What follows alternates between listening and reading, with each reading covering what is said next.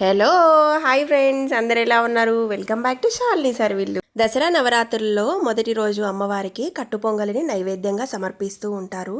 So ఈ వీడియోని పూర్తిగా చూసి ఈ రెసిపీని మీరు కూడా ఇంట్లో ట్రై చేసి అమ్మవారికి నైవేద్యంగా పెట్టి అమ్మవారి అనుగ్రహాన్ని ఆశీస్సులను పొందాలని కోరుకుంటున్నాను.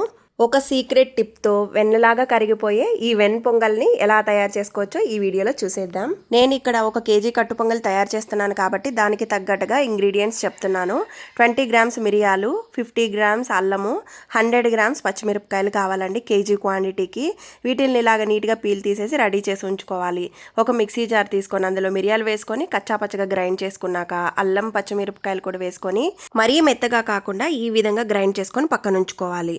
ఆ తర్వాత ఒక కుక్కర్ తీసుకొని మనం ఎంత క్వాంటిటీ అయితే చేసుకోవాలనుకుంటున్నామో ఆ క్వాంటిటీకి తగ్గట్టుగా 1 గ్లాస్ బియ్యంకి 1 గ్లాస్ పప్పు వేసుకొని బాగా వాష్ చేసేసుకొని 2-3 సార్లు 1 గ్లాస్ బియ్యంకి 3 గ్లాసుల వాటర్ చొప్పున మనం 6 గ్లాసుల వాటర్ వేసుకోవాలి. ఇక్కడ ఇందులోనే ఒక హాఫ్ స్పూన్ పసుపు, 1 స్పూన్ ఆయిల్ కూడా వేసుకొని మిక్స్ చేసేసి లిడ్ క్లోజ్ చేసుకొని 3 విజిల్స్ రానివ్వాలి. ఆ తర్వాత స్టవ్ ఆన్ చేసుకొని ఒక ఫ్రై ప్యాన్ని పెట్టుకొని అందులో ఒక 150 గ్రామ్స్ నెయ్యిని యాడ్ చేసుకొని నెయ్యి కొద్దిగా వేడయ్యాక మనం తీసుంచుకున్న జీడిపప్పును కూడా వేసుకొని క్రంచీగా కలర్ చేంజ్ అయ్యేంత వరకు వేయించుకోవాలి. ఇలా మనం విజిల్స్ వచ్చే లోపల ఇలా రెడీ చేసేసుకొని పక్కన పెట్టుకుంటే కొద్దిగా టైం సేవ్ అవుతుందండి. వర్క్ కూడా ఫాస్ట్గా అయిపోతుంది. కుక్కర్ విజిల్స్ వచ్చేసాయి. లిడ్ ఓపెన్ చేసి చూపిస్తున్నాను, ఒక్కసారి చూడండి. అన్నము పప్పు మిశ్రమం అంతా కూడా ఈ విధంగా చివిడినట్టుగానే రావాలి. ఇలా ఒకసారి మిక్స్ చేసేసుకుందాం. ఆ తర్వాత స్టవ్ ఆన్ చేసుకొని ఒక పాత్రను పెట్టుకొని అందులో తాలింపు వేసుకోవాలి. ఇక్కడ నేను కేజీ క్వాంటిటీ చేస్తున్నాను కాబట్టి ఆయిల్ ఎక్కువ వేసుకుంటున్నాను. 250 ml ఆయిల్ వేసుకొని అందులో ఒక 3 స్పూన్స్ నెయ్యిని కూడా వేసుకొని 2 స్పూన్ల ఆవాలు, 2 స్పూన్ల జీలకర్ర, 2 స్పూన్ల మిరియాలు కూడా వేసుకొని అవి కొద్దిగా చిటపట్లాడగానే ఎండుమిర్చి కూడా అండి ఒక 10 ఎండుమిర్చిని తుంచి వేసుకోవాలి. ఇది కూడా కొంచెం ఫ్రై అయ్యాక మనం ఇంగువండి టెంపుల్ స్టైల్లో రావాలి అంటే ఖచ్చితంగా ఇంగువ కొంచెం ఎక్కువగా వేసుకోవాలి. చాలా మంచి ఫ్లేవర్ అండ్ టేస్ట్ యాడ్ అవుతుందన్నమాట.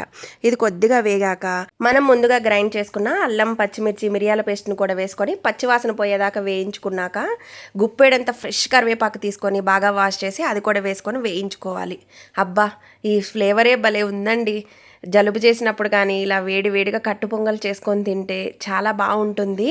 ఆ తర్వాత మనం ముందుగా ఉడికించుకున్న రైస్ని అంతా కూడా తాలింపు పాత్రలోకి వేసేసుకొని ఇందులో టేస్ట్కి తగ్గట్టుగా సాల్ట్ వేసుకొని కాసి చల్లార్చిన వాటర్ అండి, కొంచెం వేడిగా ఉండే వాటర్ని 1 లీటర్ వరకు వేసుకుంటున్నాను. ఎక్కువ క్వాంటిటీ కాబట్టి కొంచెం మరీ గట్టిగా లేకుండా అలా అని మరీ లూజ్గా లేకుండా కన్సిస్టెన్సీ అనేది ఈ విధంగా ఉండేటట్టుగా మిక్స్ చేసుకోవాలన్నమాట.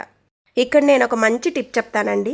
ఒక చిన్న గ్లాస్ మిల్క్ కాసి చల్లార్చిన పాలు తీసుకొని ఇదంతా రెడీ చేసుకున్నాక లాస్ట్లో మనం ఆ పాలను కూడా యాడ్ చేసుకొని ఉడికించుకొని ఈ విధంగా రెడీ అయ్యాక ఆఫ్ చేసుకున్నామంటే వెన్నలాగా నోట్లో కరిగిపోయే వెన్న పొంగలి రెడీ అయిపోతుందండి.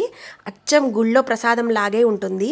మనం ముందుగా వేయించుకున్న జీడిపప్పును కూడా నెయ్యితో సహా వేసేసుకొని బాగా మిక్స్ చేసుకొని అమ్మవారికి నైవేద్యంగా సమర్పించడమే. ఇంతేనండి, ఎంతో టేస్టీగా ఉండే కట్టు పొంగల్ని 10 నిమిషాల్లో రెడీ చేసేసుకోవచ్చు. ఈ వీడియో నచ్చితే లైక్ చేయండి, మీ ఫ్రెండ్స్ అండ్ ఫ్యామిలీ మెంబర్స్కి షేర్ చేయండి. మన ఛానల్ని కొత్తగా చూస్తున్న వాళ్ళు సబ్స్క్రైబ్ చేయండి. Thank you.